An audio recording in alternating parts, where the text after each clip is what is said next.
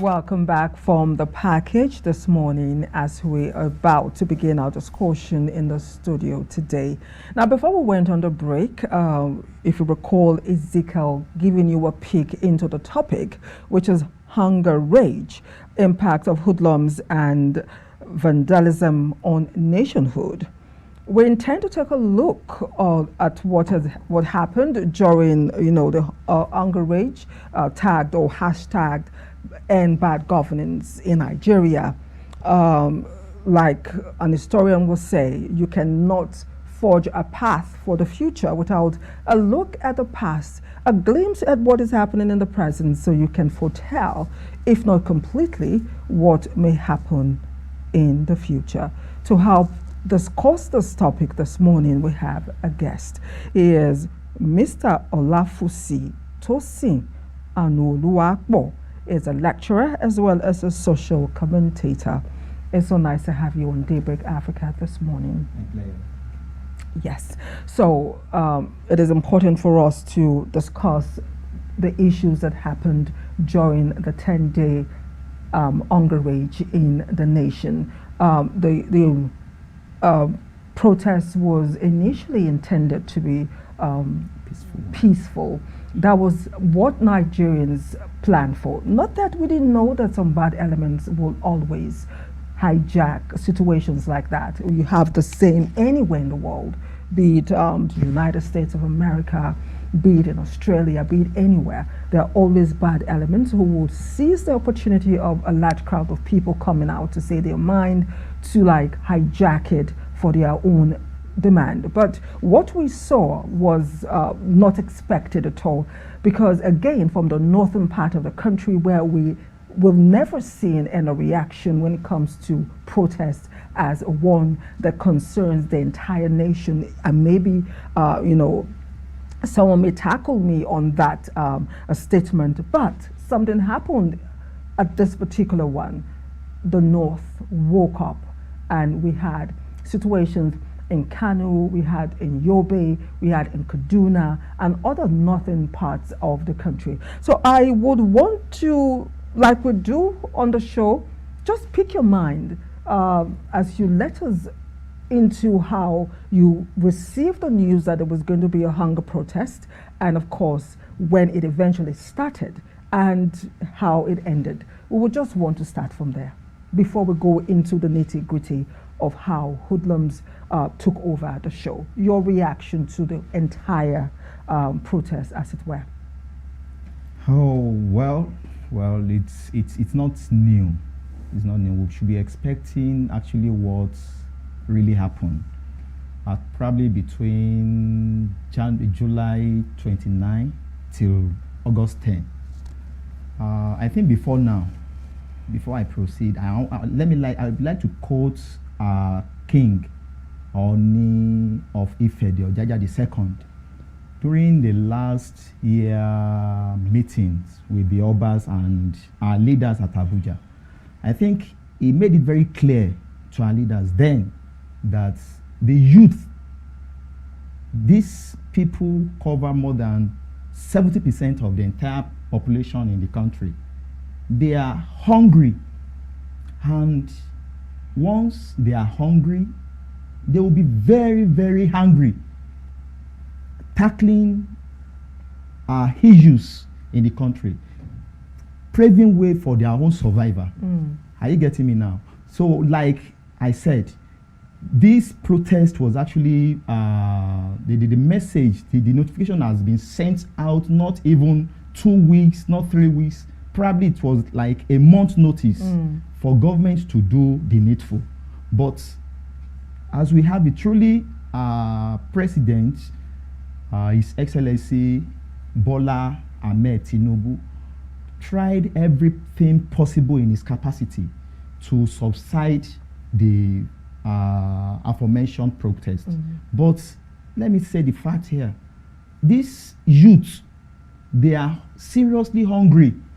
And let me tell you this fact now. You find a youth aged 35, 40 years that is still single, looking for a way of surviving because the economy is so harsh to the extent that he could not even feed himself.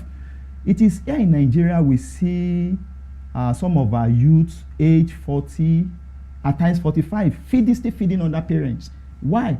One, because of the situation in the country. So it's not even surprising if we see what we have experienced in the last 10 days of the protest.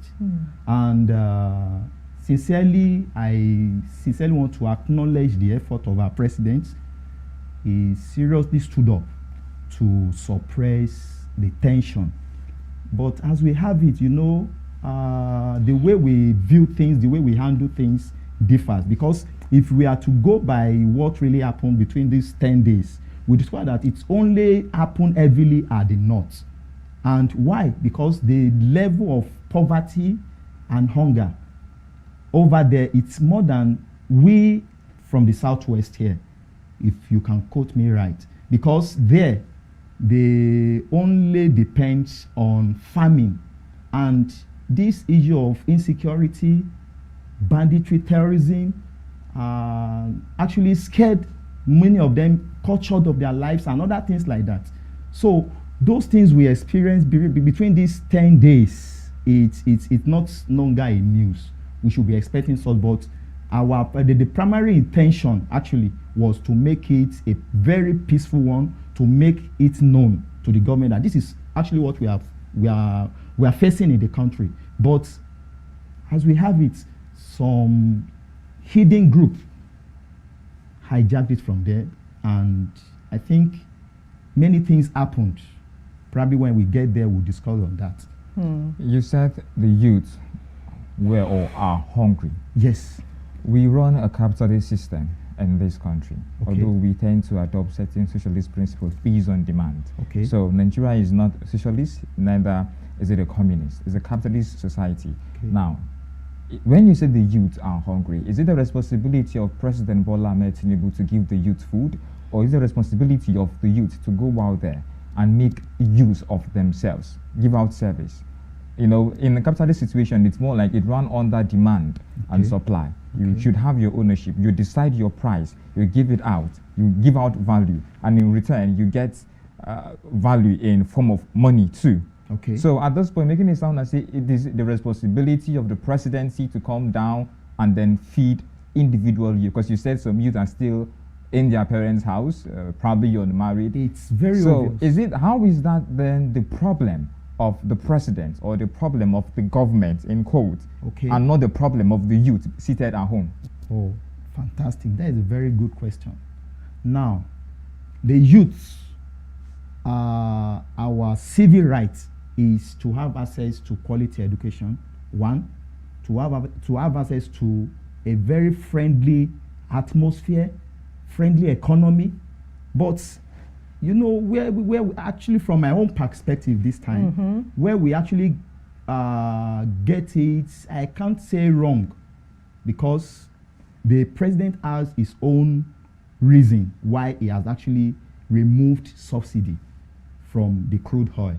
Now, the moment he actually pronounced that, you discover that it was the same day things started going up. The food, even house, to rent an apartment is very difficult. Telling people to secure is just a single room for 150,000, and how much are you earning, even as a youth? Then two, as a youth, it is your right to have access to some basic needs, like one, shelter, which basic is the shelter from the government, or how do you mean? You see, when the atmosphere, when the system is friendly, the shelter will be very easy for them to be accessed. I still don't get. How do you mean the shelter will be easy for them to access if the environment is conducive? Okay. Are you expecting the presidency or the government to issue free house scheme? Although we do have that scheme, but is that what you're proposing we should dwell on? No. This is what I'm trying to say. Now, in the case of inflation, the moment the presidency pronounced the removal of subsidy in the crude oil, you know, immediately all sectors inflicted their prices, their products, everything, even out of speculation, yes. Are you getting me now? People who has built their house for the past 30 years. They are claiming that because of the inflation, they have to increase the house rent and other things like that. Now, let me tell you this. It was probably early this year at the Moferi market here in Ondo. You see an old woman going to the market under the table, picking dropped tomato, rodo, and other things, those pepper, claiming that she's hungry, that she needs to do, at least she needs to put something into her mouth, because what she's actually expecting from her kids is not forthcoming. Why? Because the kid is even still striving to even survive on his own, talk less of extending the hands to the mother or the parents in this case. So it is the duty of the government to make the atmosphere very conducive for citizens. That's my question. How do you mean conducive? You did mention education, and I know for the fact we have local government area education, we have free healthcare sector around the line, but I wouldn't want to do it because I'm not talking about education and in this case. So how would the government make it conducive? That is the question. Okay. Now, let's come back home now. Okay. This issue of, let's begin from the crude oil. Okay. Yes, it is the duty. It's still the duty of the government to debar or to block the importation of our crude oil. Let's resuscitate our refineries in Nigeria. This will assist the discounts in the crude oil, because I had I think it was about 3 weeks ago when the man, the Yari, telling the government that they are still owing certain amount of money. It's not pleasant for a country like this. Let's try to look into those refineries. Let's resuscitate those things. Then two, the government should always carry the youth along in all the activities. One, probably at their ministerial appointments, from the state, from the commissioner appointing, then some organizations. So there should be seminars, there should be gatherings that will involve these youth so that they will have an avenue to express their mind. I understand the part of employment. It's a very valid point. But when you say appointment, like ministerial appointments, you give ministerial appointment to dedicated person. Don't you think if they were dedicated, I'm not saying we don't have dedicated youth in politics, but if dedication is key, don't you think the presidency would have seen that and then appointed certain youth? Because personally, I know for a fact we have some young folks in his ministerial appointment. Okay. We have a young folk even as his media aide, amongst other appointments. But you really don't expect the president to just pick everybody below 30 because he wants certain involvement. Or what's the definition of having youth, carrying youth along and involvement? I think this aspect of this useful stage, from my perspective now, I think from our former president, Yakubu Gowon, what was his age when he was the head of state? The same thing could be applicable into the system as well. But because the system is, I don't want to use the word corrupt, because I want to be very careful now. Now, but there are ways of doing things that will make it more friendly to the youth. They will feel belonged in the system. So because when they see they are fully represented in the system, it will be very difficult for them to have the full confrontation to the government, because don't you think you can only Ezekiel, be fully represented? let me come in here. No, I'm not done. No, you've been asking too many questions. I want to understand. No, calm down. You're putting the guest on the spotlight. You calm down a little bit. Just calm down a little bit. Okay. Please, I just want to ask. I want to come in here because what we're trying to find out this morning is to make a review of take a look at what happened during the hunger strike, and the fact that it turned violent, and the fact that we had a lot of places vandalized, and our focus more or less is in the north where this happened. Now, when we started the discussion, you did say that you actually praised the president. You gave him kudos that he actually tried to quell. He made effort to quell the protest. Yes. But a lot of people will not agree with that statement because all through, in fact, from the first, on the 29th, there was, even before the protest started, there were already signs of violence in some parts of the north. Okay. Then when it started, even the first day that it started, the violence started the first day, like in Kano, where Kano State, where the protesters, gathered, they marched down to Aminu Kano House, where they wanted to let the governor know their pain and their plight. It's on record that they actually almost attacked or burned. There was bonfire outside. They pelted security agents who quelled the unrest outside Aminu House. So Kano State was like a flashpoint. From day one, there was violence. The question I want to ask is, if you say that you actually gave kudos to the president, how come there was no response before the protest started? And of course, how come we have all the violence that we have from the north? I'm asking, it's like a two-edged question. So I would really want a reaction for that, in your opinion. Thank you very much. Now, before the protest, there were partial riots from the north, not from the southwest here. Now, you discover that immediately when the notification was sent out, you can quote me, the president stood up, and you discovered from the internet, you see different grants, different loans to the youth, so that the youth will be able to access this money and start something meaningful. Are you getting me now? The government has actually tried as much as they can to address why the protest should stay. Are you getting me now? Yes. The government actually approved some certain amount of money to be disbursed to the youth or to the economy, so that people will have access to these funds and start something meaningful before the economy subsides. Are you getting me now? But it's not everybody that is properly informed about the developments. Not until after or during the protest we started seeing the notice, the website and other things like that, where people could actually access certain funds. And that was actually one of the first move by the government to address the present hunger in the country. Then two, our president immediately opened some ministries to employ the youth. In fact, I saw there was a recruitment into the Nigerian police probably last year. It was actually released immediately within the protest period, and so that these youth will be calm to an extent, at least. But there's no way in any part of the world that a protest can be announced or a protest can be proposed that will not lead to a partial riot.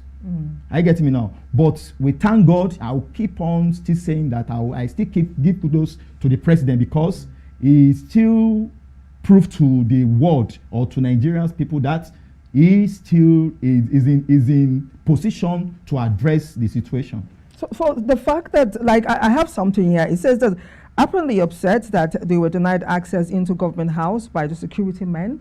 The rioters, this is in Kano State right now, the rioters went wild. They first made a bonfire right in front of the imposing government building and started pelting the security agents with stones and whatever object they could lay their hands on. Faced with such a challenge, the security men fought back, firing gunshots and shooting tear gas to disperse the intruders. And of course, this was the first day of the protest. Okay. By the second day in Kaduna, it was almost mayhem. Yes. And of course, all through the 10 days, we had all we had. To the extent, the Russian flag was being flown with a lot of arrests. My question is, why do you think of a sudden the North was more agitated than the South during this protest that was supposed to be peaceful, that was supposed to be a cry to the government to stop bad governance, a cry for hunger, which was the objective, but suddenly turned? Why do you think we now had this anomaly with this protest? Now, let me go back to our constitution. our constitution states clearly, I think in section 40 of the constitution, it's allowed an assembly of people to express their grievances, their displeasure, their problems to their leaders. It is not actually pronounced as protest, but they can express their mind to the government. Initially, if we should actually look into what really happened in the north, the intention of the protesters rather, was to march gently. They don't have the impression to face the security agencies, if we should study them very well. But because the security agencies, because of the instruction given to them, perhaps, we don't know, restricted their movements into where they're supposed to stay to express their minds or themselves. So how do you expect what they have in mind in the first instance was not to riot with the government, but to express their mind by bringing up their placard and their voices. And mind us, let's take note of this. If there should be a peaceful protest in Nigeria, it could be in that manner, not in a riot way. You can walk up to where your leaders are, express your mind. It is your right. But when it gets to the point that you are being tackled not to express that feelings, it might turn to riot. Because let's reason together now. If you have something in mind that is strongly bothering you, it's just a question, and you intend to express that is boiling inside you to someone that you think can solve the problem, and someone from nowhere stopped you from having access to that person, how are you going to feel? So that was exactly what happened in the north. And the way we reason, differs. Their way of addressing issues over there differs from the way we address it here in the southwest. Probably I could say the level of the education, or probably the kind of profession they are into, or probably so many factors can warrant that. Because ordinarily the police were not supposed, under the law, they were not supposed to attack the protesters. They were not allowed. Even in the constitution, it was made clearly to be a very peaceful one, not for the security men to face them. But when it got to hoodlums attacking the government, then the government, the security agency can intervene, but not to brutally attack them. Okay. Now we are talking about expression, so still on the table of expressing one's feeling, I want you to better educate us on hunger rage. Okay. What exactly is hunger rage? How does it manifest in individuals and communities? Now, probably in Nigeria, we tend to see hunger rage as hunger protest. And the best way to express it is storm the streets, probably loot the markets if need to be, in this case, most often. So how can you define hunger rage, and what are ways you think one could express, in your word, hunger rage? Thank you very much. I think Nigeria began to experience this rage since probably the era of our former president, President Muhammadu Buhari, when he assumed office. We discovered that sudden rise came up, probably through the crude oil, because that is the only thing that can get down in the country that can balance what we are facing in the country presently. But our leaders, they are not willing to address that easily. Now, hunger rage, it's a form of sudden surge in prices of basic food consumptions for the ordinary person in the country. You know, when I was talking about the ordinary person, I'm talking about the less privileged people in the country. I mean, people who are earning below 20,000 naira. Because we have people, as this current economy, we have people who are still earning less than 20,000 naira as a salary. And they have family, they have children. How do you want them to survive? And with that token, we have sudden increase in food prices, sudden increase in the basic amenities. It will call on so many things: sudden inflation, sudden insecurity. You see, it's not friendly anymore. If someone has a piece of land, that okay, because I'm earning certain amount of money, let me go to the farm and do little, maybe some little food can come out from it from a family. And going there, you discover that it is only you going there we can see. We didn't see you coming back home.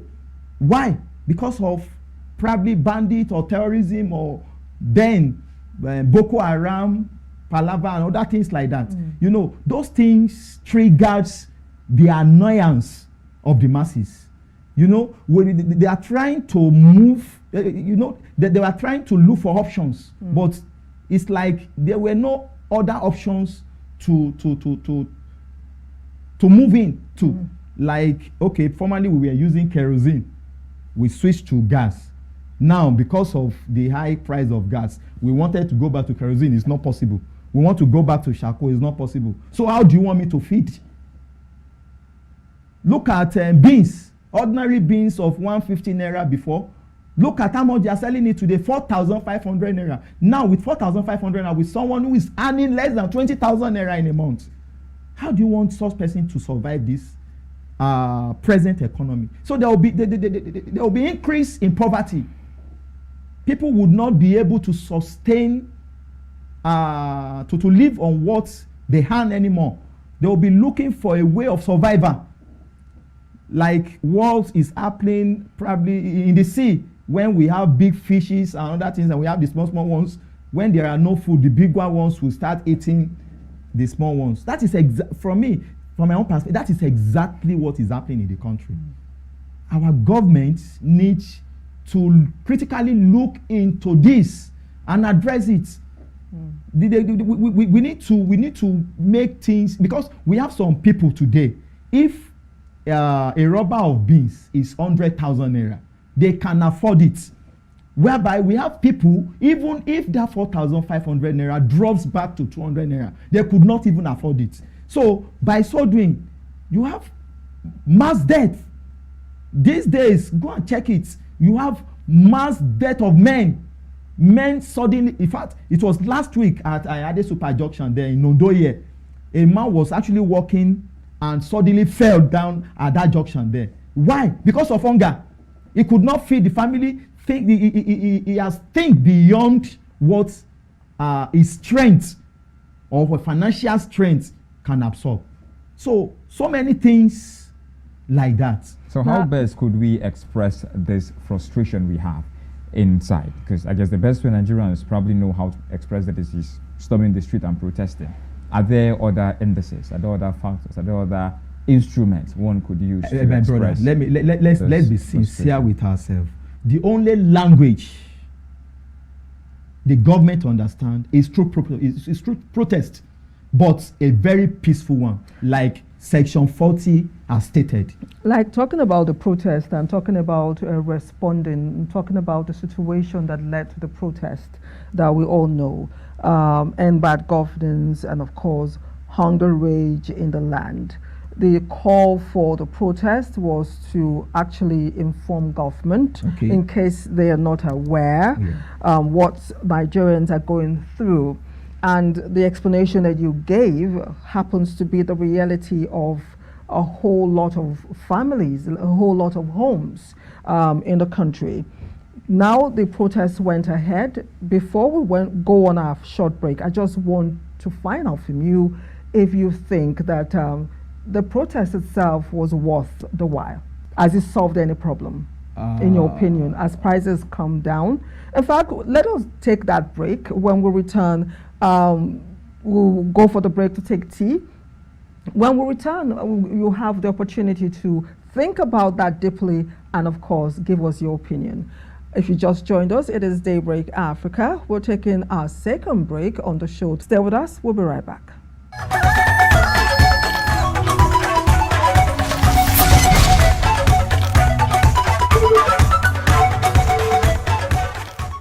Before the break, our guest was actually making us understand his own take on the hunger rage that happened in the nation. We're taking a look at how that whole encounter, that whole episode or experience became violent in some parts of the country right from day one of the protest. Before the break, I asked a very simple question, asking our guest if the purpose for that protest was actually achieved for the 10 days or even before the 10 days. And of course, remember that there's a call for a 1 million man march and, a recall of the protest to continue.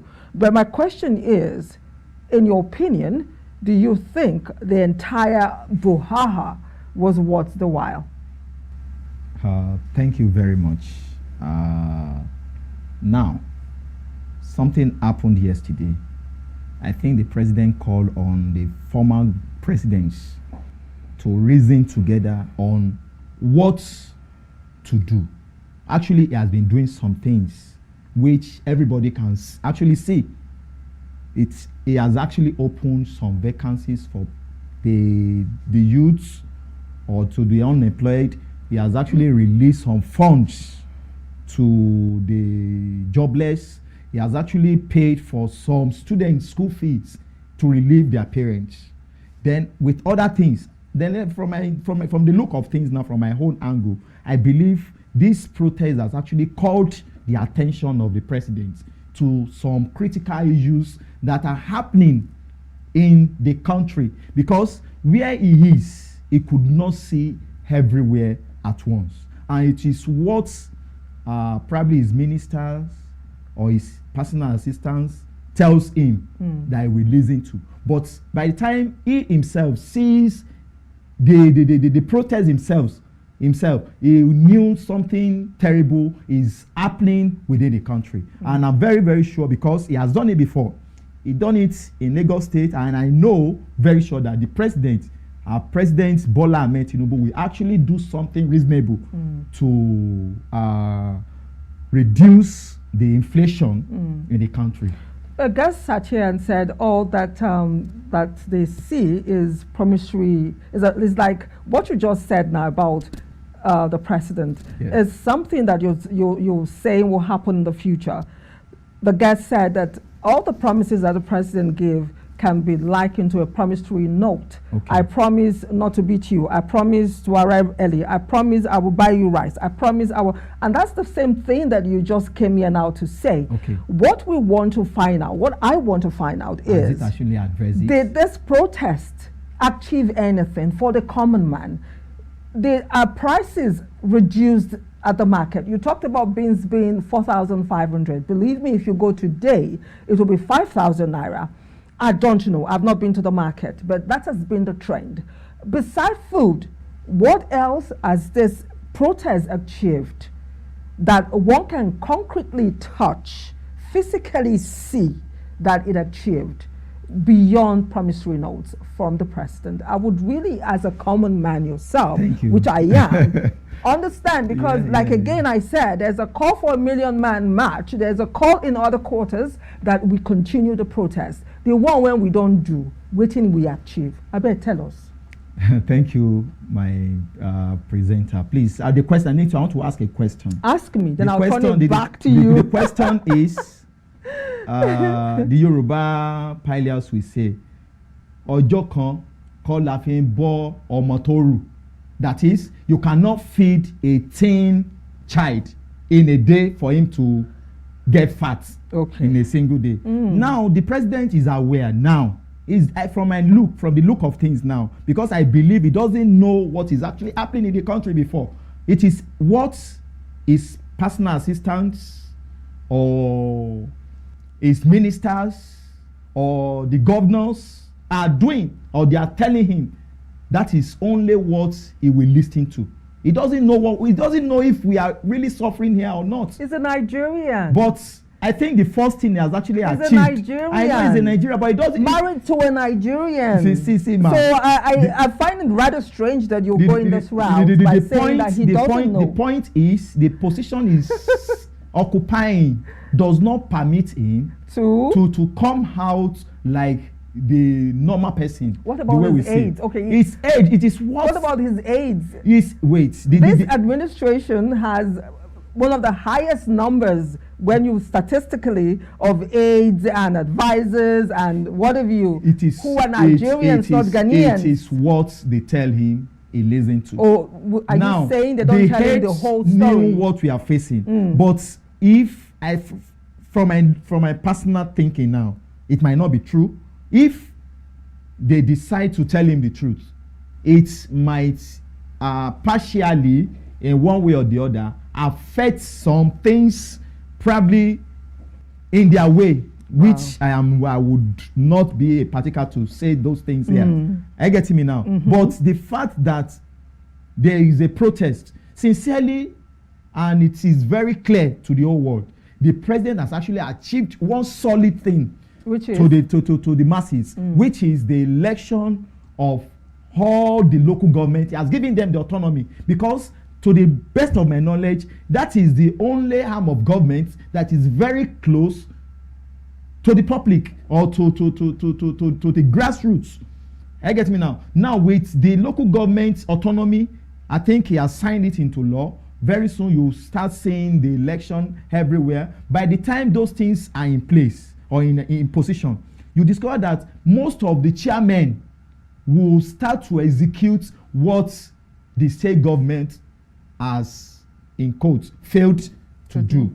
Okay. Now, in terms of employment, in terms of empowerment, in terms of grants, in terms of so many things, it is the duty of the local government chairman to put these things in place, in proper shape. But thank God for the wisdom our President Bola Ahmed Tinubu has actually imputed into. You must really love your president. This is the first time we've gotten a guest. I don't know if Ezekiel agrees. This is the first time we've gotten a guest that will so passionately talk about the president. And the way you mentioned him, I'm beginning to like him so much. Yes, that is the truth. Because the Yoruba parlance will say, "Adien lagun, ogun."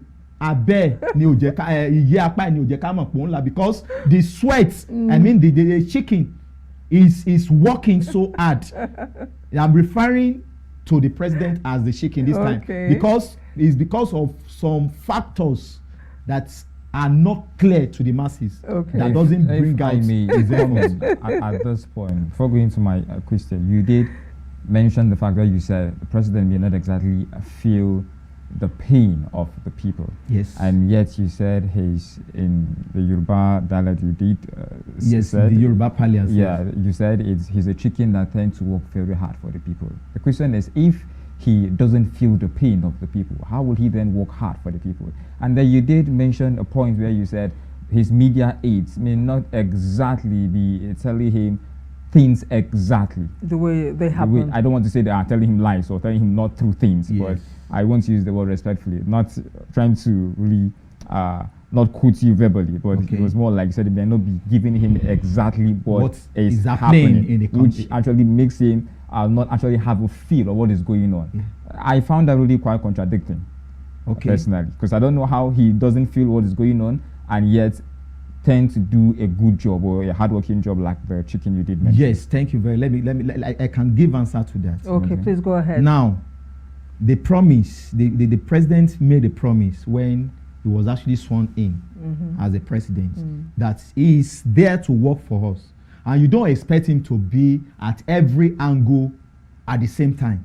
He will have to delegate it to some people, and those people, it is from them he will ask, what have you done? If they tell him, I have done this, whereas they might not do it, he will believe them, because he so much trusts them. Because for someone to have appointed somebody into a particular position, he must have understudied the person and knows what he or she is capable of doing. So do we all, is aides responsible for not giving feedback and not the president? Proper feedback in quotes. Finding out beyond that what Nigerians are going through, what they are feeling with all that is on the papers, on the front pages of the newspapers, on the news, on television, with the prices of food at the market, and of course the healthcare system, the educational system, the road network, insecurity in the nation, farmers' heather conflict, the fact that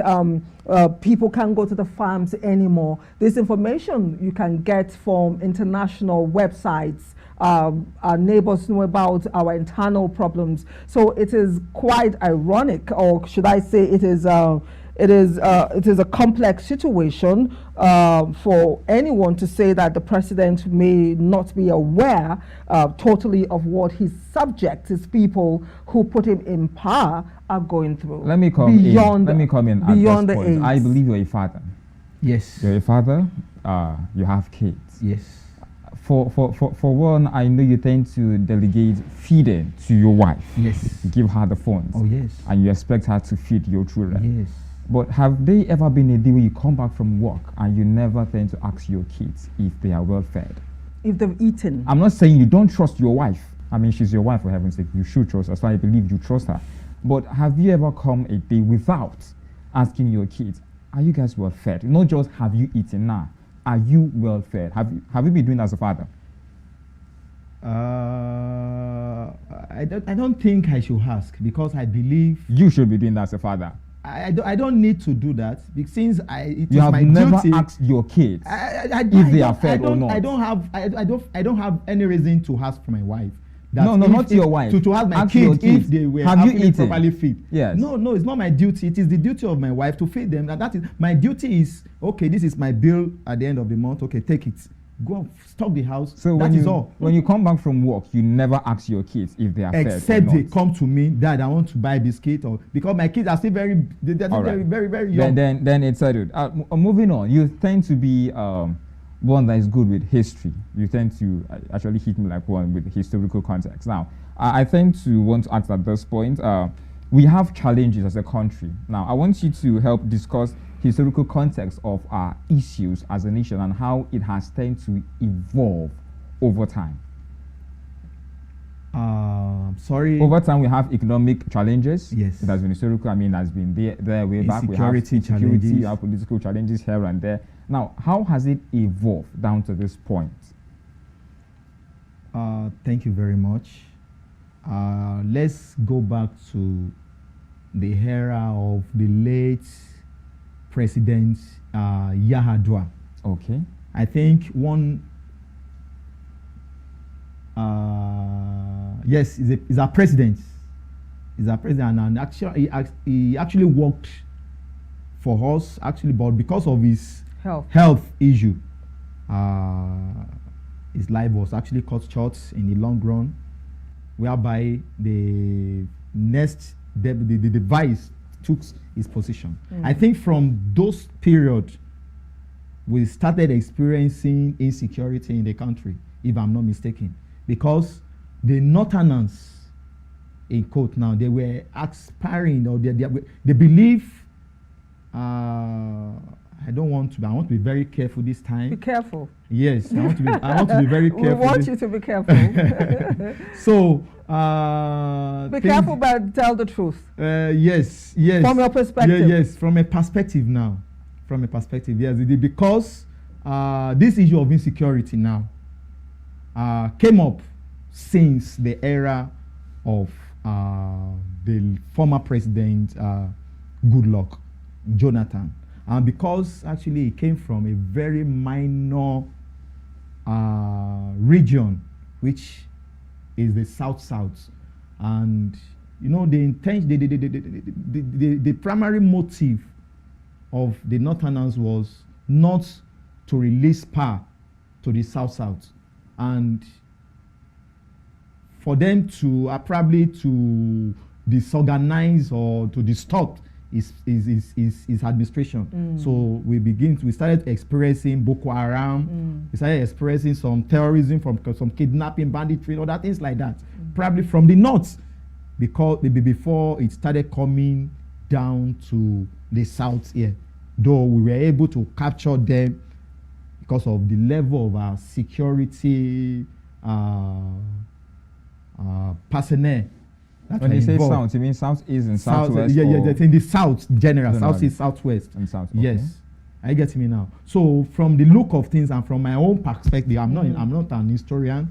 I'm a language teacher, and you're going to history. You will have to take it the way I have said it now. Go on, please. So it actually begins from that period. Okay. So power tussle. You know, the Northerners believe in quotes, like they say, they were born to rule. Now, when it comes to this issue of presidency, you know, of course, the Northerners dictate the next president. Do we believe that? Because of the numbers and the population they have. But even at that, the former president, Jonathan, were able, because of the power of incumbency, were able to sustain or to retain the power during the next election. But because of, to avoid revolution, riot, and other things like that, and to avoid the continuity of terrorism in the country, he decided to take his fate during the President Muhammadu Buhari's election. And he left office peacefully. And I think that was when they appointed him as a peacemaker outside the country, if I'm not mistaken. And even at that, we discovered that this issue of Boko Haram stopped, but another thing came up again. So like that, till it gets to this stage we are today. And you know, this issue of terrorism and kidnapping, palaver, really affected our farmers. They could not go to the farm to produce. They could not go to the farm to plant those things needed in the country as food. I get me now. So even at that, the president could even deem it fit in the long run. The former president Buhari shut the borders against us. You know, since then we begin to experience some hardship because the food that were supposed to come in, we're not coming, trying to impose the local rice for us. And perhaps if those foods were properly produced in quantity to cover everybody, it would have been the very best one. But it's not. It doesn't go around. It makes it more complicating. Now, because of time, I want to appreciate your analysis thus far, but because of time, the fact that again, I'm going to reiterate the fact that they are still called for more protest, more Ogar protest. There's a case in court right now, Showore and his partners. Those were names that came up as organizers for the protest. They are still demanding the continuation of the protest. So this brings us back again to taking a review of violence that erupted, the vandalism that erupted, and the pictures and the videos. We had a guest who came in here and was actually telling us that one of the problems that he thinks sparked the violence we saw in the north was the fact that there was misinformation. Yeah. There were more children. Like in Kaduna State, there were children on the street chanting. He told us, I've not seen the visuals, so I cannot confidently say that I saw it and take his word for it, even after the discussion. The fact that there were women on young girls of marriageable age saying, we need husband. Children coming out to chant, I don't know, there were children like in Kaduna at Tudunwada. Calling the presidency names. Yes, trouble broke out at the government house, Kaduna, when the protesters were mostly children, joined from the Tudunwada end. There was pandemonium when security operatives tried to block the protesters from occupying or assembling in front of the Sir Kishim Ibrahim house by spraying them with water. They didn't say gun. Okay. They said they sprayed with water. Yeah. We had situations like that in Kano. We had situations of children being the bulk of those who came out, and the things they were chanting did not align with the hunger protest. And again, it still led to violence. Now, if we're faced with people calling for more protest, how do we ensure that we do not have the same experience of people cashing in, and again the North becoming volatile with children? We do not want to see our children get killed, be you North, South, East or West. Yeah. Everyone is a Nigerian and should be cared for. How do we prevent any further violence like the magnitude that we saw in the North happen, and of course children being used to perpetrate this evil? Yeah, thank you very much once again. Everything I'm saying is from my own perspective.